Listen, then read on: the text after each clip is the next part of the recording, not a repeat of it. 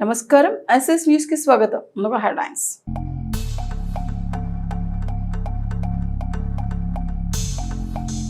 Aqua రంగంపై ముఖ్యమంత్రి చంద్రబాబుతో సమావేశమైన కేంద్ర మంత్రి నిర్మల. రాష్ట్ర అభివృద్ధి, వ్యవసాయ అనుబంధ రంగాల ప్రోత్సాహకాలపై చర్చ.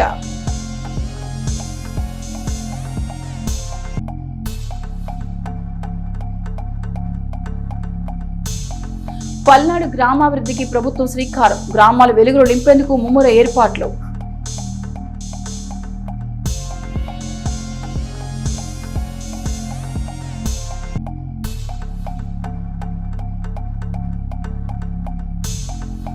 బీజేపీ నేత కస్తూరి వెంకటేశ్వర భార్య మృతి.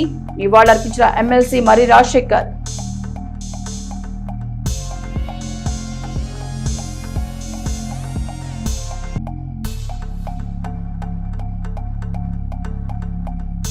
చౌత్ర సెంట్రల్ శివాలయంకు విద్యుత్ బిల్లులు చెల్లించేది లేదు. వాసవి అమ్మవారి ఆలయం వరకే విద్యుత్ బిల్లులు కడతాం తేల్చి చెప్పిన వాసవి ధర్మ సంఘం. చిలకలూరుపేట పట్టణంలోని సుగాలి గాలికి చెందిన ఉపాధ్యాయుడు జలపాల శ్రీను నాయక్ అనారోగ్యంతో మృతి చెందారు. ఈ విషయం తెలుసుకున్న శాసనమండలి సభ్యులు మరి రాజశేఖర్ ఆయన స్వగృహానికి వెళ్లి పార్థివ దేహానికి పూలమాల వేసి నివాళులర్పించారు. అనంతరం కుటుంబ సభ్యులను పరామర్శించి ప్రగాఢ సానుభూతిని వ్యక్తం చేశారు. ఈ సందర్భంగా మరి రాజశేఖర్ మాట్లాడుతూ శ్రీను నాయక్ మృతితో సుగాలి కాలనీ ఒక మంచి వ్యక్తిని కోల్పోయిందన్నారు. ఉపాధ్యాయ వృత్తిలో సేవలందిస్తూ సమాజానికి ఆదర్శంగా నిలిచారని, కాలనీలో ఎవరికైనా సమస్య ఎదురైతే ముందుండి పరిష్కారానికి కృషి చేసి సేవాభావం కలిగిన వ్యక్తిగా గుర్తింపు పొందారని పేర్కొన్నారు. సమాజ సేవలు ఆయన అందించిన సేవలు చిరస్మరణీయమని కొనియాడారు. ఈ కార్యక్రమంలో స్థానిక ప్రజాప్రతినిధులు, పార్టీ నాయకులు, అభిమానులు, కాలనీవాసులు పాల్గొని శ్రీను నాయక్ కు నివాళులర్పించారు.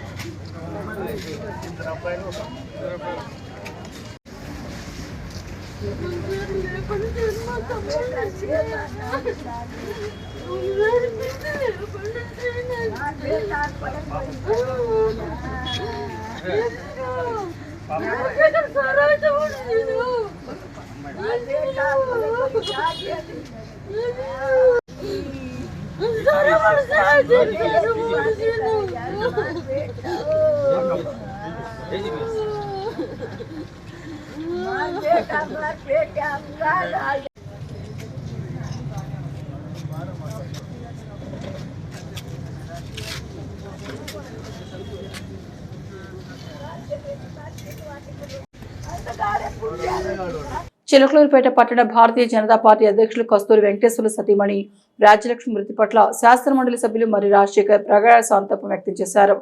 ఈ విషయం తెలుసుకున్న ఆయన పట్టణంలోని కస్తూరి వెంకటేశ్వర నివాసానికి వెళ్లి రాజ్యలక్ష్మి పార్థివ దేహానికి పుష్పాంజలి ఘటించి నివాళులర్పించారు. అనంతరం కస్తూరి వెంకటేశ్వర్లు వారి కుటుంబ సభ్యులను పరామర్శించి ధైర్యం చెప్పారు. ఈ క్లిష్ట సమయంలో కుటుంబానికి అండగా ఉంటామని హామీ ఇస్తూ రాజ్యలక్ష్మి ఆత్మకు శాంతి చేకూరాలని ప్రార్థించారు. ఈ కార్యక్రమంలో మార్కెట్ యార్డ్ మాజీ చైర్మన్, తెలుగుదేశం పార్టీ సీనియర్ నాయకులు తేళ్ల సుబ్బారావు పాల్గొని కుటుంబ సభ్యులకు ప్రగాఢ సానుభూతి తెలిపారు. ఈ సందర్భంగా కాకుమాన వెంకట్, గ్యాస్ వెంకన్న, గిరి మేస్త్రి, గోలి సురేష్, అనంత శ్రీరామ్ తదితరులు పాల్గొన్నారు.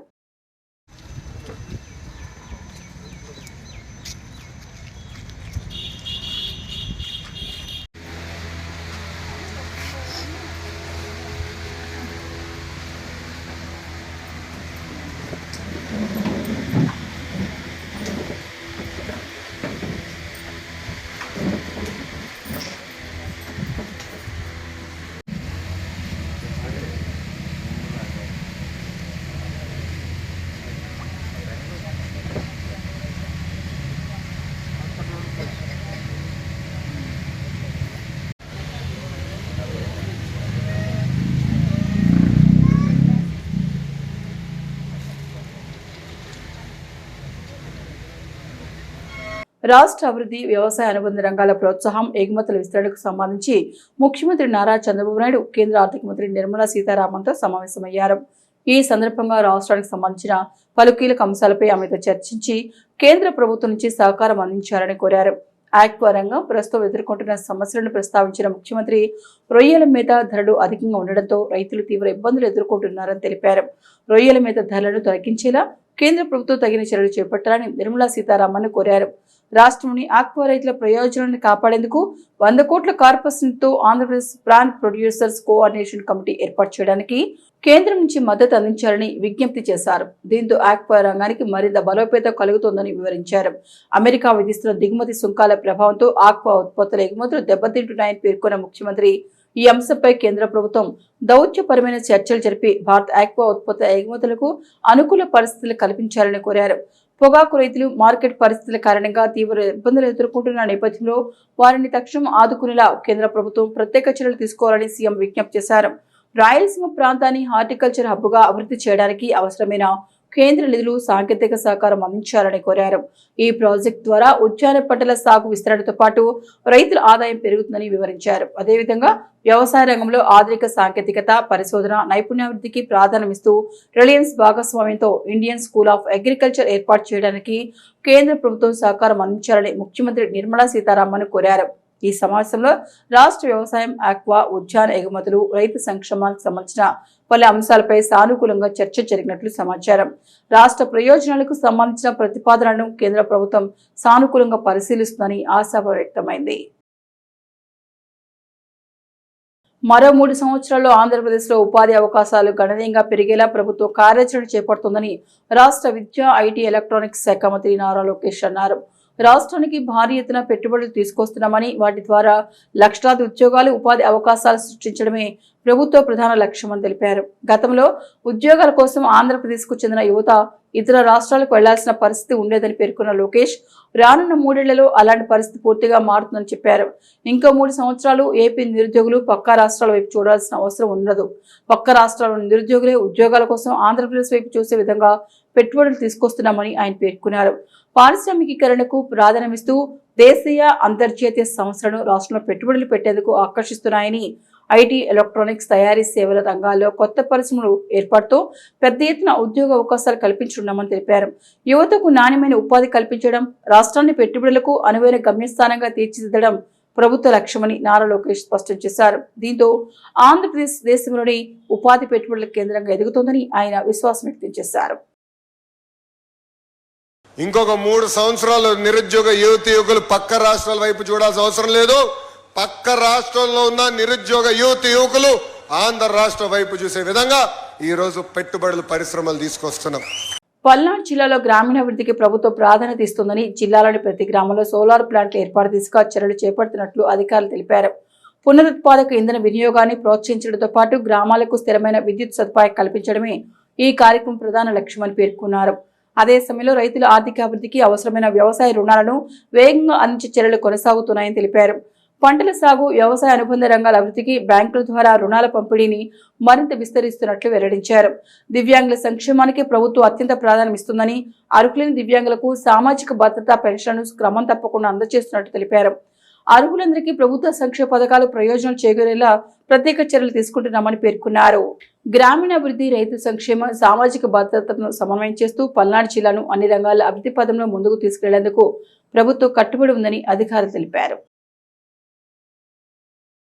రూఫ్ టాప్ సోలార్ వ్యవస్థలు ఏర్పాటు చేయడంతో పాటు 7 గ్రామాల్లో ప్రతి ఇంటికి సోలార్ వ్యవస్థను ఏర్పాటు చేసి మోడల్ సోలార్ విలేజ్లుగా అభివృద్ధి చేసింది. అటవీ ప్రాంతాల్లోని గిరిజన కుటుంబాలకు భూమి హక్కుతో పాటు స్థిరమైన జీవనోపాధి కల్పించే దిశగా జిల్లాలో తొలిసారిగా 300 మంది ROFR రైతులకు 2.27 కోట్ల వ్యవసాయ రుణాలు అందించడం జరిగింది. ఆర్థికాభివృద్ధి సమాజంలోని ప్రతి వర్గానికి చేరినప్పుడే అది నిజమైన అభివృద్ధి. అందుకే మహిళలు, యువత, గిరిజనులు, దివ్యాంగులు, ట్రాన్స్జెండర్లకు స్వయం ఉపాధి అవకాశాలు కల్పిస్తూ ఆర్థిక స్వావలంబనకు ప్రోత్సాహం అందిస్తోంది. ప్రత్యేకంగా దివ్యాంగులు 100 మంది ట్రాన్స్జెండర్లకు 1.15 కోట్ల రుణ సహాయం అందించి వారిని పారిశ్రామికవేత్తలుగా తీర్చిదిద్దుతోంది. ఎవ్వరూ వెనకబడకుండా ప్రతి కుటుంబానికి ఆర్థిక అవకాశాలు కల్పిస్తూ గౌరవ ప్రధానమంత్రి శ్రీ నరేంద్ర మోదీ గారి వికసిత్ భారత్ సంకల్పానికి గౌరవ ముఖ్యమంత్రి శ్రీ నారా చంద్రబాబు నాయుడు గారి స్వర్ణాంధ్ర 2047 విజన్ కు అనుగుణంగా ఆర్థిక సాధికారతకు పల్నాడు జిల్లా ఒక ఆదర్శ నమూనాగా ముందుకు సాగుతోంది.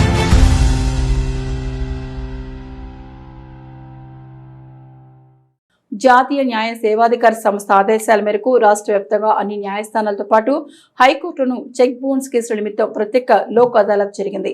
ఈ ప్రత్యేక లోక్ అదాలత్ లో న్యాయస్థానాల్లో విచారణలో ఉన్న కేసులు అలాగే అప్పీల్ దశలో ఉన్న చెక్ బౌన్స్ కేసులు పరిష్కరించారు. లోక్ అదాలత్ తీర్పు అంతిమ తీర్పు, దీనిపై అప్పీలు లేదు. విద్యార్థులకు నాణ్యమైన విద్యతో పాటు మెరుగైన క్రీడా సదుపాయాలు కల్పించాలనే లక్ష్యంతో భద్రాచలం మండలం నెల్లపాక జిల్లా పరిషత్ ఉన్నత పాఠశాల ఉపాధ్యాయులు మరోసారి తమ దాతృత్వాన్ని చాటుకున్నారు. పాఠశాల అభివృద్ధిలో భాగస్వాములవుతూ ఇప్పటికే కాంపౌండ్ వాల్ నిర్మాణం కోసం ప్రతి ఉపాధ్యాయుడు 10,000 చొప్పున మొత్తం 3 లక్షలు విరాళంగా అందించిన వారు తాజాగా విద్యార్థుల క్రీడా నైపుణ్యాలు పెంపొందనకు అవసరమైన క్రీడా సామగ్రిని స్వచ్ఛందంగా సమకూర్చారు. రాష్ట్ర ప్రభుత్వం క్రీడా ఆంధ్రప్రదేశ్ లక్ష్యంతో పాఠశాల స్థాయి నుంచి క్రీడలను ప్రోత్సహిస్తున్న నేపథ్యంలో విద్యార్థులు క్రీడా స్ఫూర్తిని పెంపొందించేందుకు ఉపాధ్యాయులు తమ వంతు బాధ్యతగా క్రీడా పరికరాలు, వైద్య సదుపాయాలను అందించడం విశేషంగా నిలిచింది. ఈ సందర్భంగా సౌదామిని పాఠశాలలో టేబుల్ టెన్నిస్ కోర్టు ఏర్పాటుకు 30,000 విరాళం అందించారు. ఎస్కే సుశీల విద్యార్థులకు అత్యవసర ప్రథమ చికిత్స అందించేందుకు అవసరమైన ప్రైమరీ మెడికల్ కిట్ కొనుగోలు కోసం 5,000 సహాయం చేశారు. సిహెచ్ సునీల్ కుమార్ 5,000 విలువైన షటిల్ బ్యాట్లను అందించగా బి నరేష్ నాయక్ 4,000 విలువైన వాలీబాల్ నెట్లను పాఠశాలకు విరాళంగా అందజేశారు. ఉపాధ్యాయులు ఈ సేవాభావాన్ని పాఠశాల ప్రధానోపాధ్యాయులు ఐ కృష్ణానాయక్, శారీరక విద్యా ఉపాధ్యాయులు వెంకట సుబ్బారావు, ఇస్మాయిల్ ఖాదర్ ప్రత్యేకంగా అభినందించారు.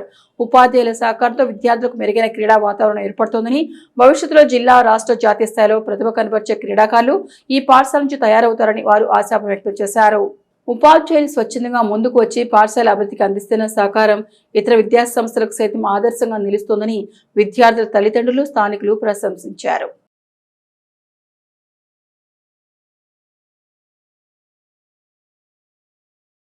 సామాజిక స్పృహ లేని వారిని ఆదర్శంగా తీసుకోవద్దని, అలా చేస్తే గుర్తింపు లేని వారిగా మిగిలిపోతారని సామాజికవేత్త మాధసు భానుప్రసాద్ అన్నారు. ఢిల్లీలో జంతర్ మంతర్ వద్ద సోనం వాంగ్చుక్ చేస్తున్న ఆమరణ నిరాహార దీక్షను పోలీసులు భగ్నం చేశారని పేర్కొంటూ దేశవ్యాప్తంగా ప్రజలు నిరసన వ్యక్తం చేస్తున్నారని చెప్పారు. అయితే ఆయనపై సినిమాలు తీసి లాభాలు పొందిన సినీ ప్రముఖులు ఇప్పుడు స్పందించకపోవడం బాధాకరమని విమర్శించారు.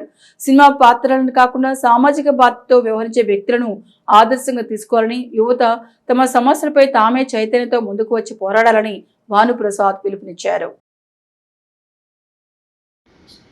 సోనం వాంగ్చుక్ ఈ దేశంలో విద్యా వ్యవస్థ మారాలని, పేపర్ లీకులకు అరికట్టాలని చెప్పి బాధ్యులైనటువంటి వాళ్ళు అకౌంటబిలిటీ తీసుకొని ఈవేళ ధర్మేంద్ర ప్రధాన్ రాజీనామా చేయాలని చెప్పి గత 20 రోజులుగా దీక్ష చేస్తూ ఉన్నారు. ఇవాళ 21వ రోజు ప్రభుత్వం దీక్షని బలవంతంగా భగ్నం చేస్తూ ఉంది. మరి ఈ 21 రోజుల నుంచి దీక్ష చేస్తున్నప్పటికీ కేంద్ర ప్రభుత్వం, నరేంద్ర మోడీ గవర్నమెంట్లో ఎవరు కూడా చర్చలు చేసేటువంటి ప్రయత్నం చేయలేకపోవడం చాలా దురదృష్టకరం. ఇదే క్రమంలో దేశవ్యాప్తంగా అనేక రాష్ట్రాల్లో చిన్నపిల్లల దగ్గర నుంచి పెద్దవాళ్ళు, చదువుకున్న వాళ్ళు, విద్యావంతులు, వృద్ధులు అనేక మంది అనేక రంగాల నుంచి ప్రముఖులు వచ్చి సోనం వాంగ్చుక్ దీక్షకు అనుకూలంగా మాట్లాడుతూ ఉన్నారు. విద్యా వ్యవస్థ మారాలని కోరుకుంటా ఉన్నారు. మరి ఏదైతే సోనం వాంగ్చుక్ సినిమాని తీసినటువంటి నటీనటులున్నారో ఆ కథాంశాన్ని ద్వారా కోట్లు సంపాదించుకున్నటువంటి వాళ్ళు 21 రోజులుగా ఆయన దీక్ష చేస్తూ ఉంటే, దీక్షను బలవంతంగా భగ్నం చేస్తూ ఉంటే కనీసం వాళ్ళ ఇళ్ల నుంచి బయటికి రాలేకపోతూ ఉన్నారు. ఈ సందర్భంగా యూత్ నేను కోరుతా ఉన్నా, 10-12 సంవత్సరాల నుంచి 21 సంవత్సరాలు, దాదాపు 10 సంవత్సరాలు వచ్చేంత వరకు సినిమా వాళ్ళని ఆదర్శంగా తీసుకుంటా ఉన్నారు. ఈ దేశంలో ఎక్కడా లేనంత పెద్ద ఎత్తున తెలుగు రాష్ట్రాల్లో కావచ్చు, దేశంలో కావచ్చు, పెద్ద ఎత్తున ఆదర్శంగా తీసుకొని తల్లిదండ్రులు ₹1,00,000 పెట్టి బండి కొనిస్తే వాళ్ళ పేర్లు బండి మీద రాసుకోకుండా పుస్తకాలు లేదా ఫీజులకు అని చెప్పి వేలకు డబ్బులు తీసుకొని సినిమా థియేటర్ల దగ్గర ఫ్లెక్సీలు కడతా ఉన్నారు. ఎందుకంటే ఆ సినిమాల్లో వచ్చే సన్నివేశాలని, ఆ హీరోయిజాన్ని నిజంగా భావిస్తూ ఉన్నారు. నిజంగా వీళ్ళు చాలా పిరికి వాళ్ళు. దేశంలో అనేక సంఘటనలు జరిగినా ఎప్పుడు కూడా బయటికి రాలేనటువంటి అసమర్థులు. ఇప్పటికైనా కళ్ళు తెరవండి. డబ్బులు సినిమా వాళ్ళు ఖర్చు చేయడం అనేది సరైనది కాదు. మన చుట్టూ గుక్కెడ పాలు లేక చనిపోయేటువంటి పసిపిల్లలు ఉన్న సమాజంలో మరి వీళ్ళేదో ఆదర్శంగా ఉంటారని భావించడం అనేది సరైనది కాదు. ఈవేళ తెలుగు చిత్ర పరిశ్రమ నుంచి విలన్ పాత్రలు నటించినటువంటి షిండే, ప్రకాష్ రాజ్ బయటకు వచ్చి మాట్లాడుతూ ఉన్నారు. పెద్ద ఎత్తున వందలాది మందిని అంతం చేసినటువంటి సినిమాలు 10 అంతస్తులు 20 అంతస్తుల నుంచి దూకుతున్నటువంటి సన్నివేశాలు పెట్టి యూత్ను ఆకర్షించేటువంటి వాళ్ళందరూ కూడా ఈవేళ గడప దాటి బయటకు వచ్చి మాట్లాడలేనటువంటి మౌనాన్ని వహిస్తూ ఉన్నారంటే సినిమా వేరు, నిజ జీవితం వేరు. ఎవరైతే బయటకు వచ్చి మాట్లాడతారో వారే నిజమైన హీరోలు అనే విషయాన్ని గుర్తించి ఇప్పటికైనా మీరు బయటకు వస్తే అనేక మందిని ప్రభావితం చేయగలుగుతారు. ఈ ఉద్యమం ముందుకు పోతుంది, న్యాయం జరుగుతుంది. ఆ దిశగా ఆలోచన చేయాలని చెప్పి అందరినీ కోరుతాం. పట్టణంలోని చౌతుల సెంటర్ శివాలయ ప్రాంగణంలో ఉన్న వాసవి కన్యకా పరమేశ్వరి ఆలయ వద్ద శనివారం వాసవి కన్యకా పరమేశ్వరి ధర్మ సంఘం సమావేశం జరిగింది. ఆలయ విద్యుత్ బకాయి అంశం ప్రధాన ఎజెండాగా కార్యక్రమం జరిగింది. ఈ సందర్భంగా ఆలయ ధర్మ సంఘం అధ్యక్షులు సూర్యం మాట్లాడుతూ ప్రాంగణంలో శివాలయం మరియు ఆ ఆలయ పూజారి ఇంటికి ఉండే కరెంటును తాము చెల్లించబోమని, వాసవి కన్యకా పరమేశ్వరి ఆలయానికి మాత్రమే తమ కరెంటు బిల్లు చెల్లించనున్నట్లు స్పష్టం చేశారు. ఈ విషయమై విద్యుత్ అధికారులు కూడా కలిసినట్టు తెలిపారు. ఈ కార్యక్రమంలో కార్యదర్శి రాచమూలి సూర్యరావుతో పాటు పలువురు ధర్మ సంఘం సభ్యులు ఉన్నారు.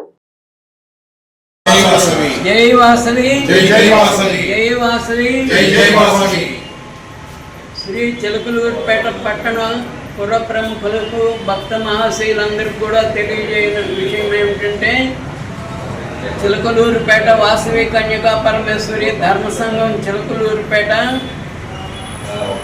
తెలియజేయండి అంటే,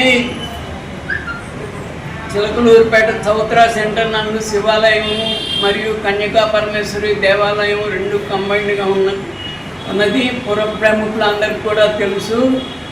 గత 50 సంవత్సరాల నుంచి కూడా ధర్మ సంఘం కన్యకా పరమేశ్వరి దేవాలయం మరియు ఉమామహేశ్వర స్వామి దేవాలయం మొత్తానికి కూడా కరెంటు మేమే సప్లై చేస్తూ ఉన్నాము. గత 4 సంవత్సరాల నుండి కూడా దేవాలయ పూజారి అయిన వారణాసి శరత్ కుమార్ గారు, గుడి నాది మీది కాదు, మీరెవరు గుడిలోకి రావడానికి వీల్లేదు అది ఇది అని దుర్భాషలు ఆడిన సందర్భంగా దేవాలయం హైకోర్టులో కేసు వేశాడు మా మీద, గుడి మాదని. కాబట్టి ఏంటంటే, గుడి మీద అయినప్పుడు కరెంటు బిల్లు కూడా మీరే చెల్లించుకోవాల్సిందని గత 3-4 సంవత్సరాల నుంచి కూడా ఆయనే కరెంటు బిల్లు కడుతున్నాడు. మా ధర్మ సంఘం పేరుతోనే మీటర్ ఉన్న కారణంగా అదే మీటర్ పేరుతో కడుతున్నాడు. గత 4 మాసాల కిందట హైకోర్టులో కేసులో ఆయన ఓడిపోయినాడు. మేము ధర్మ సంఘం కమిటీ గెలుపొందారు. కాబట్టి ఏంటంటే, అప్పటి నుంచి ఆయన దేవాలయానికి కరెంట్ బిల్ కట్టకుండా ఇప్పటి వరకు 16,000 రూపాయలు బిల్లు తయారు అయింది. మేము కట్టడం లేదు. దాని అందువల్ల డిపార్ట్మెంట్ వాళ్ళు వచ్చి మొన్న కరెంటు తొలగించారు. కరెంటు తొలగిస్తే మళ్ళీ వాళ్ళే వచ్చి దేవాలయం అనే ఉద్దేశం మీద కరెంటు సప్లై ఇచ్చారు. మేము ధర్మ సంఘం తరఫున ఈ 16,000 రూపాయల కరెంటు మేము కట్టలేము, సగం బిల్లు నువ్వు ఇవ్వు, సగం బిల్లు మేము తెలుసుకొని కడతామని చెప్పాము. కానీ ఆయన ఇష్టపడలేదు. కాబట్టి ఏంటంటే, ఈ రోజు నుంచి మేము మా దేవాలయం పేరుతో ఉన్న కరెంటు మీటర్ పైన సప్లై మేమే ఆ డబ్బు 16,000 రూపాయలు చెల్లించి మేమే సప్లై ఇచ్చుకొని శివాలయం మా దేవాలయం కన్యకా పరమేశ్వరి దేవాలయం వరకే కరెంటుని పరిమితం చేసుకుంటున్నాము. శివాలయంలో ఉన్న కాపురం ఉంటున్న శ్రీ వారణాసి శరత్ కుమార్ పేరుతో వాళ్ళ తండ్రి గారైన శివనారాయణ పేరుతో 2 కరెంటు మీటర్లు ఉన్నాయి. కాబట్టి ఈ రోజు నుంచి ఆ కరెంటు మీటర్ల ద్వారా శివాలయానికి ఉమామహేశ్వర స్వామి దేవాలయానికి కరెంటు ఇచ్చుకొని వారే వాడుకునేట్లుగా మా బిల్లు మేమే చెల్లించుకునేలాగా ఏర్పాటు చేసుకుంటున్నాము. కాబట్టి ఈ విషయం పుర ప్రముఖులు భక్త మహాశయులందరికీ కూడా తెలియగలందుకు మేము ఈ సమావేశాన్ని పుర ప్రముఖులకి భక్తులకి అందరికీ తెలియజేస్తున్నాం కాబట్టి మీకు అన్ని విషయాలు తెలుసుకోగలరు. చిలకలూరుపేట భక్త మహాశయులకు తెలియజేయడం, గత 50 సంవత్సరాల నుంచి ధర్మ సంఘం వారే ఉమామహేశ్వర స్వామి వాసవన్న గుడికి మనది అనే భావనతో ఉన్నందువలన కట్టుకుంటూ వచ్చాము. ఈరోజు ఎప్పుడైతే ఇది నాది, నా సొంతము అని అతను మమ్మల్ని ప్రశ్నించాడు, ఆ క్షణం నుంచి అతని బిల్లు అతను కట్టుకుంటూ వచ్చాడు. కానీ కోర్టులో కేసు ఓడిపోయినందువల్ల ఈ 4 నెలల నుంచి బిల్లు కట్టకుండా 16,000 రూపాయలు బకాయి పెట్టాడు. అయినా సరే ఈరోజు ఆ బిల్లు మేమే చెల్లించి కరెంటుని అమ్మవారి పేరు మీద, ఆ వాసవి ధర్మ సంఘం పేరు మీద కరెంటు మీటర్ని అమ్మవారి గుడి మడికి పరిమితం చేశాము. ఈ గుడి లోపల ఆయనకి 2 మీటర్లు ఉన్నాయి, గుడి బయట బొంకుకు 1 మీటర్ ఉంది. దయచేసి దాని నుంచి అతను కరెంట్ ఏర్పాటు చేసుకొని మా గురించి దుష్ప్రచారం చేయకుండా అతని పని అతను చేసుకుంటే బాగుంటుందని కోరుచున్నాము. ఎడ్లపాడు మండలం బోయపాలెం గ్రామంలో రోడ్డు ప్రమాదం శుక్రవారం రాత్రి జరిగింది. ఈ ప్రమాదంలో ఎడ్లపాడు పాత రెవెన్యూ కార్యాలయం సమీపంలో నివాసం ఉంటున్న ఒంటిపులి శ్రీనివాసరావు సంఘటనా స్థలంలో మృతి. శ్రీనివాసరావు ఉప్పరపాలెంలోని ఒక క్వారీలో మిషన్ ఆపరేటర్ గా కొంతకాలంగా పనిచేస్తున్నాడు. ఎడ్లపాడు నుండి బోయపాలెం వెళ్తుండగా బోయపాలెంలోని మసీదు సమీపంలో ఈ ప్రమాదం జరిగింది. శ్రీనివాసరావుకు 10 ఏళ్ల కిందట చేపురోలు మండలం సుద్దపల్లి గ్రామం చెందిన త్రివేణితో వివాహమైంది. ప్రమాదానికి గల కారణాలు పోలీసుల విచారణలో తెలియాల్సి ఉంది. AVSS న్యూస్ బులెటిన్ విశేషాలు. నమస్తే.